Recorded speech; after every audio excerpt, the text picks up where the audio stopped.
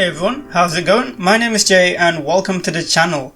Today we're back here in Jurassic World Evolution in Matanceros Emergent Biopark, our current build in Jurassic World Evolution, where we're building a biologically accurate park using the use of mods, which have been made by really skilled members of our community. And of course, if you guys like the sound of that, please do like the video and of course subscribe if you want to see more similar content. Now, let's talk about today's video. So today we're going to get started on our safari. So I wanted the safari to go through two habitats, one which is going to be much larger and contain many of our really large herbivores, and one which is a bit smaller, containing some of our smaller but potentially weirder herbivores, so I quite like the sound of that. So that is what we end up doing today, and we're going to be introducing a lot of new species actually. So in our smaller habitat, we're going to be introducing, I think, something like 5 Tyrannosaurus, 2 Amargasaurus, and 1 solitary Matanceros. These are all modded. The Tyrannosaurus was made by Northfire, and I'll go into a little bit more detail about what's changed with it, and the the live play section. And the Amargasaurus was made by Echo Green. That was a very cool mod for a very unique herbivore. I got a request for it a few episodes ago in the comments, so do hope you enjoy the Amargasaurus. I think it's a very unique sauropod, and again, I'll talk more about it in the live play. And of course, the solitary Matanceros, which is one we did introduce in our previous biologically accurate playthrough, which was Nublar Emergent Biopark. I'll put up a link in the corner of the video if you want to check out that playthrough. And I think those three work pretty well together. Like I said, in this park, I didn't want to kind of stick to individual formations or locations. I want to kind of just put dinosaurs together where I think they would fit best. And in the larger habitat that we're going to be doing today for the safari, I completely ignore what I just said and I went with the formation anyways. So I wanted to go for Jurassic North America habitat, very similar to something we did in the previous playthrough, but this time with some slightly different dinosaur arrangements. The main reason I want to do this is because we have a new mod for the Apatosaurus by Jagged Fang Designs, and of course, if you've seen any of my videos, you know I absolutely love the work by Jagged Fang Designs. They make some absolutely incredible models and skins. I really love showcasing their work in Nublar Emergent Biopark, and even in the previous episode when we showcased their Erostion, that was a beautiful dinosaur, really enjoyed showcasing that. And today we'll be showcasing a couple of their models, actually 3 if you count that Matanceros, that was also by Jagged Fang Designs.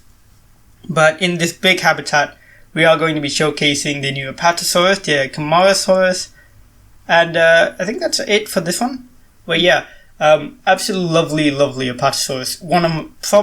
It took one of my least favorite sauropods, one of my least favorite dinosaurs in Jurassic World Evolution, and absolutely catapulted it to becoming one of my favorites. The skins are beautiful, the model is astonishingly realistic and detailed, and we'll go into a bit more detail about it in the live play section when I can show you how they look up close. But just, without going in too much detail, I just gotta say, this new Apatosaurus is absolutely one of my favorite creatures in the game now, which is a far cry from what it was before the mod. Anyways, that's pretty much it for the animals we'll be including that are modded. For the non-modded dinosaurs, we're going to be including the Stegosaurus for that large safari habitat.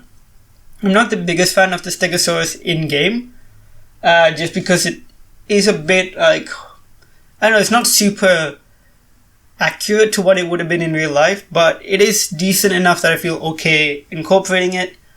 And we're going to be including a bunch of Dryosaurus as well, just because they're a great filler dinosaur to kind of just incorporate into the habitat. As far as the habitats themselves go, nothing too special here you would have seen on the video. A lot of terrain work, a lot of just making it look a bit interesting. There's a big mountain in the middle of the safari habitat, and just a bit of foliage work around the edges as usual, but trying to keep it relatively plain towards the center so that the dinosaurs have space to move about. And of course I just ran the safari through it. But yeah, that's pretty much it for this part of the video. So I do hope you enjoyed the time lapse. Now we're gonna watch the dinosaurs emerge from the hatchery, and then hop into the live play section. So yeah, I'll see you guys there.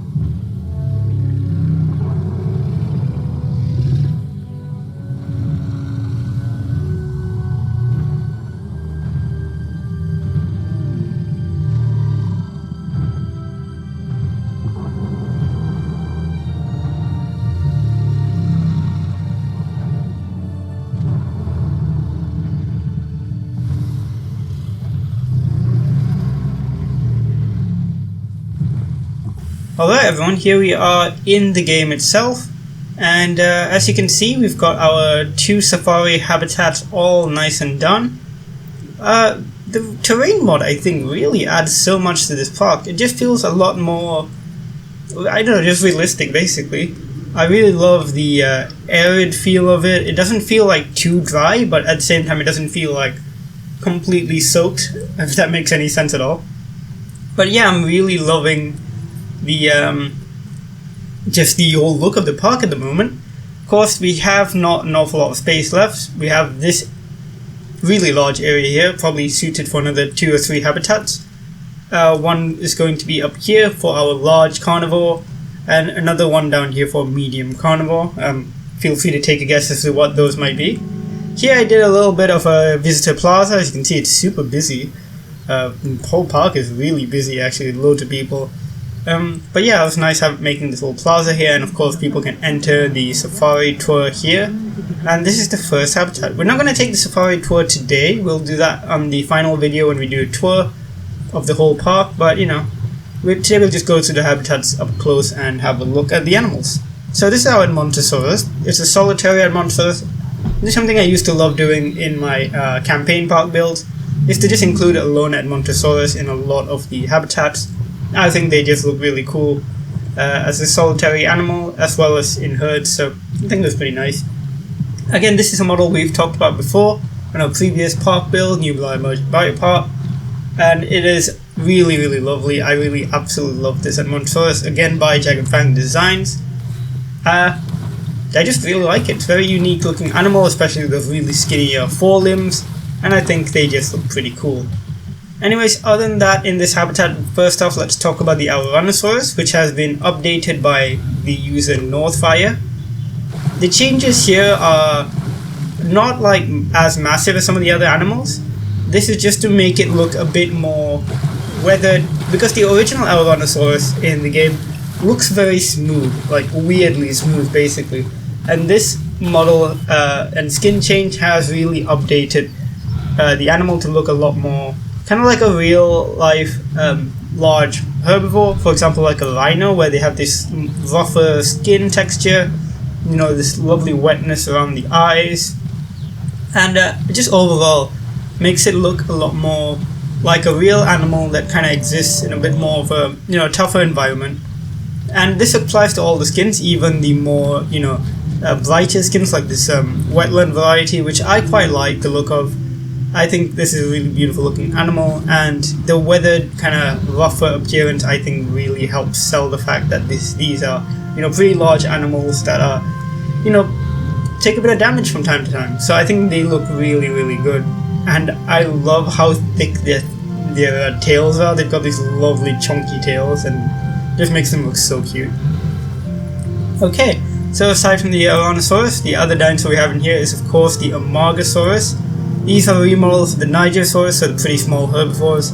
Amargasaurus, of course, is one of those really weird sauropods because they have these massive neural neck spines that stick outwards. Recently, I think it was a year or two ago, they discovered another herbivore, another sauropod, which had similar neck spines, very closely related to Amargasaurus, called Bajadasaurus, something like that. And in that dinosaur's case, the neck spines actually pointed forward. So a lot of people are thinking these structures could potentially be a defensive mechanism as opposed to like a display structure.